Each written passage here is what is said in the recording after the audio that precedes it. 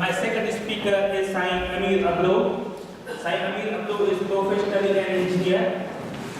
He is writer, poet, activist, and highly advocating for the rights of education.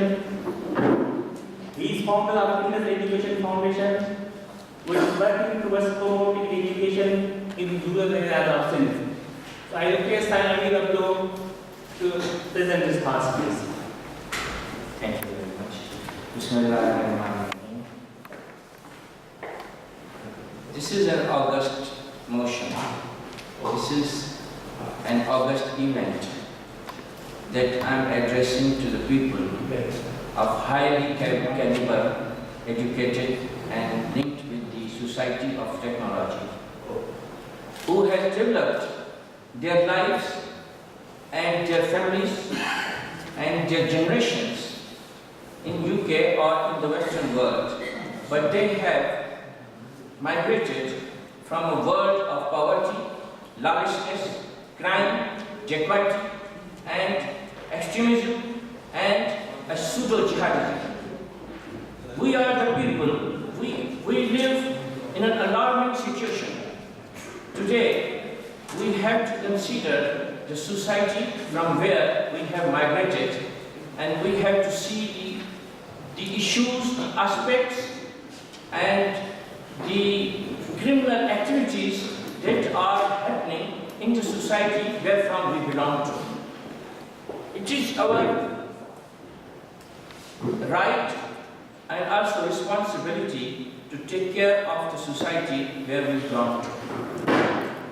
And I am very much thankful at this position towards Sindhi Congress that they have invited me to address about the issues of, especially of the education in Sindh, as these people have been doing, and they are fighting for the rights of children, for the rights of youth, and for the rights of women of our society since last 25 years, which is a great work. Every year they conduct a conference here and gather the people and ask people to comment here about the aspects, about the issues in Sindh, and they communicate their speakers and their speeches and their ideas to the world, to internet and to several means of communication. So I appreciate their work, and I am thankful that they have asked me to discuss the issues of education in Sindh. Before going into the details, what is real objective position in Sindh today about education? I must see that today, along with all other criminalities like robberies, jeopardies, and the bureaucratic corruption and political corruption, rigging, and the ransom, the jeopardy on ransom is also one of the criminality, honor killing, and the discrimination with women. Along with all these things that are happening in Sindh since centuries. It is happening in South Asia since centuries. But today's topic, the main crime, that new crime has entered in Sindh is extremism, is a pseudo-jihadism, is the wrong translation of Quran that has been spread in Pakistan and now it has spread in Sindh. If you are aware of the events and the news that are happening in Sindh, you must know that last week, the 2 weeks ago, in one day, in 4 hours, 22 blasts were happened in Sindh. 22 blasts in Sindh in 4 hours only. So who are those people who are doing these blasts? These are the people who are related with us. He may be my cousin, he may be my brother, he may be my sister, he may be my neighbor, or he may be anybody who is related with me since last centuries. So we are responsible to think about it, that why it is happening in our land. If we don't take this responsibility today, this will spread. I just want to allow you, because I'm alone, every day and every night I think about it, that I should be alarmed at what's happening on my land. If we are not taking this responsibility, this will spread. And one day it can become Afghanistan, it can become Swat, it can become Balochistan, and it can become Somalia, it can become Sudan, it can become Yemen, it can become many countries that are now affected with this extremism. So if we don't take this responsibility today, I think we will not be able to call ourselves a responsible or rightful citizen of our nation. That we call a diaspora today, we call a diaspora that we are all one nation. So, to avoid or to overcome this situation, of course, it's the responsibility of government to provide security to the people and to provide education and health to the people. And it is the government who plays a role to spread it. And there are so many hands behind that government also who forces them to spread this crime. But main thing is that if we people are educated, if our children, our generations are educated, they will not take pistol in their hands. Because it is the same society which is spreading this crime. They cannot give pistol in my hand that you go and kill this person in the name of Islam. Because if I'm aware of my religion, of my faith, or of my society and community, I will not take that pistol. And if you see that our situation, the education of our Sindh is extremely low today, and it is blocked especially in the rural areas. So this is why, this is the actual reason that I started to work on the education in rural Sindh. Since last 13 years, I want to take this opportunity to tell you, since last 13 years in Sindh, it is a law, which is a discriminatory law, that the children who are passing intermediate, they will be allowed to enter in the university of their district only. This Musharraf actually passed this law in 2001, and after that this law is continuing in Sindh. When People's Party came into power in 2008, they also continued the law. So their policy of educating the people and going into the higher quality education institutions, they actually resisted it, they blocked it. Because if you live in Cardiff, can't you take admission in Oxford or Cambridge? You can, it's on the merit. But Sindhi person, if he is living in Khairpur, he can't take admission in Karachi University or any big university. Since last 13 years it's happening. It's a shame. And it's a shame for me also, that I don't take my right or I don't take my responsibility to fight for this right. And these People's Parties last 5 years were actually the same policy of Musharraf, and that's why this is happening. The other, in Mehran University and Sindh University, it is 3 years ago's data that I came to know that more than 48% children or the students were non-Sindhis in Sindh University and Mehran University. It is 3 years ago that I got the data.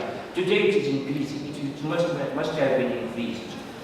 So this is the block that our education is blocked from the policy of the government first. Number two, that our education is blocked from our rural areas.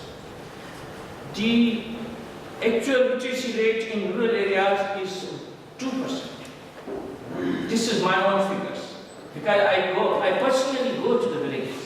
Every year, I pass more than 45 days in the villages every year, I tell you. And the actual literacy rate of Sindh is 2%. So the children who are coming from the rural areas of Sindh, they are basically originally Sindhis. Original they speak Sindhi, and they are blocked at 5 years when they pass the primary education, or they don't go after the primary education. According to the figures of United Nations, and the ambassador of United Discriminations and Education is Gordon Brown. He has his own website. He has given the figures of all the nations and all the countries in the world. He has told that more than 59.9 million children don't go to the school in the world. Out of them, 4 million are in Sindh. 4 million. What is the geographical condition of Sindh? And 4 million children don't go to school. So there are 20,000 schools, primary schools in Pakistan. They are non-functional. Out of them, 7,000 schools are in Sindh. So our generation, who is going to be given the pistol or the rifle, who is going to be given an incentive that killing a person is a good economy. It's a good business today.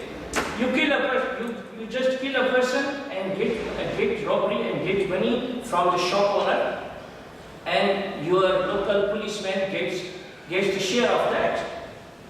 Your local MP and MNA, he gets the share of that. And if you go to the court, the judge takes the share of that. So who is protecting the killings? Nobody is protecting the killings. It's only the killer who is earning. In our society, the killer is going to be a big man. He is going to be the rich man because he is supported by all the aspects of the society. I'm sorry, I'm taking too much time.